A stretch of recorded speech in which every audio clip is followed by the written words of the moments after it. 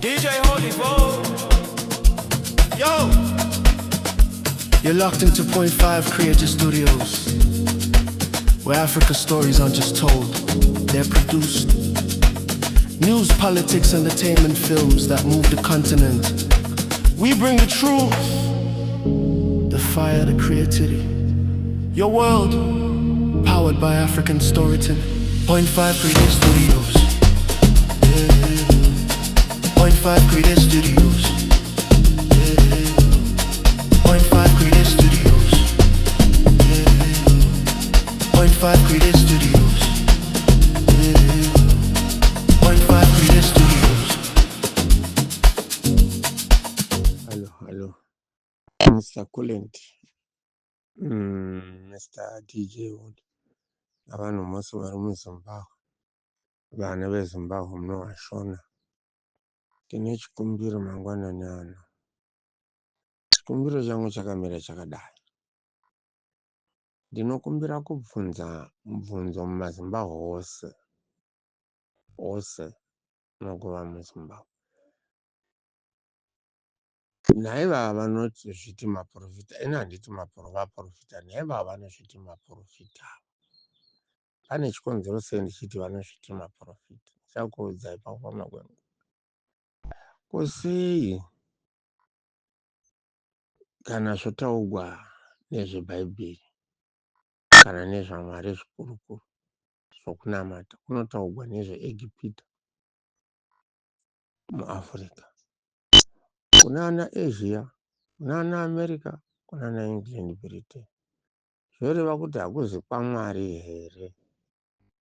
Nokuti vanhu vanotaura nezvokunamata zvaJesu zvikurukuru unovawana muAfrica. Asi dambudziko rangu randinaro nderokuti kwacho kunotaurwa nezvokunamata zvikurukuru kuti kunonamatiwa Mwari, kunoona Jesu. MuAfrica macho haisi nhamo inonhuhwa kuti pfu sesoreji. Zvinoreva kuti idzi nyika dzose idzi dzakakamugwa napakati. Kunana Asia uko ndokwaSatani, kuAfrica ndokwaJesu. Asi kana ndotarira futi zvinonzi Jesu naSatani vaiva vana vaMwari vose.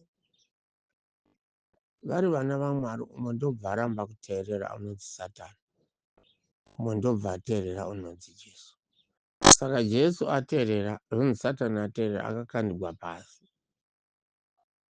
Jesu akateerera akasara kudenga. Asi pacho pari kushupika pasi muAfrica, zvoreva kuti Jesu akateerera akakandirwa kunana Asia, America, Britain, England, ikoko ana China uko ndowakandirwa Jesu, nokuti ndiwo nyika dzigere zvakanaka ende dzinotova noutongi hunoziva kuti tinotungamirira nyika dzina vanhu, uye utongi hwacho ndichabva, uye vanhu vacho havaiti zvinodiwa nomunhu. Munhu unotungamirira ndiye unoita zvinodiwa navanhu. Zvino muAfrica makakandirwa, munova imi munokunamata kukuru, kunamatiwa Jesu mwanakomana waMwari. Kuno kugeda kwameno, mhepo dzinongonyuka from Norway, kupurana kwakawanda muAfrica. Chaita kuti ndibvunze izvozvo ndechekuti vaprofita vari muZimbabwe chete, mawandiro avakaita, vanodarika hafu yevanhu vemuZimbabwe. Vari vaprofita chete. Asi zvoreva kuti Mwari haagoni kunzvira vanhu vake ava tsitsi kuti vasarwadziwa, avape utungamiriri hwakarungama. Nokuti tinoziva kuti Mwari haana chaasingagoni. Asi ndichidzokera kumashure ndinowana kuti muAfrica macho imomo, Egipiti yacho iyoyo inotaurwa nezvayo, isu taifunga kuti kudenga kwakuEgipiti tichikura, namataurirwo azvaiitwa. Herodhi unonzi wanga ari kuEjipito, Mozisi wanga ari kuEjipito. Zvouya zvonzi Herodhi wanga ane svimbo yake, Mozisi ane svimbo yake, asi svimbo yaMozisi yaishanduka nyoka. Yakati yashanduka nyoka ikamedza svimbo yaHerodhi. Ukaenda pamberi apo uchiona kuti zvinonzi izvo Mwari vaitotaura naHerodhi kuti usabvuma zvinodiwa kuitwa naMozisi. Saka pane chokwadi papi apa pakunamata apa. Maprofiti iwayo futi tikatarira muAfrica, tokwedera pachinyika chinonzi Zimbabwe, ndivo vari kubudisa diamond, ndivo vari kubudisa upfumi hwenyika, ndivo vari kubuda nemari yenyika yamadhora iri mumabhegi avo vachiinda kunana Kiyuba, uku nyika ichisara ichiyondomoka, ichikoromoka, ichinyungudika somunywehwa mvura. Chokwadi chamaprofiti ava chiri papi? Chokwadi chokunamata kwenyu muchinamata mwanakomana womunhu chiri papi? Kana Satani akakandigwa pasi, akakandigwa kuEurope here kana akakandigwa muAfrica? Jesu ana akanzi wakauya kunyika kuzotonga, apo paaizotonga vapenyu navakafa, ainzi aitobva munyika achienda kunogara kudenga naJehovha Mwari, ainzvaga kunogara paruoko rworudyi rwaMwari, asi waitobva munyika. Nyika yaibva ndeipi? Inonzi yaiva Israeri. Wabona patanganya, Israeri inyika inogara hondo, ndiyo nyika inozikamwa pasi rino nehondo, asi ndo wakazvarira mwanakomana waMwari. Zvinoreva kuti Mwari ava havasi ndimwari vakaita sei? Ndimwari vakaita sei chaizvo chaizvo? Iye zvino munoti imwe chengetai vana venyu, sei Mwari vasina kugona kuchengeta mwana wavo?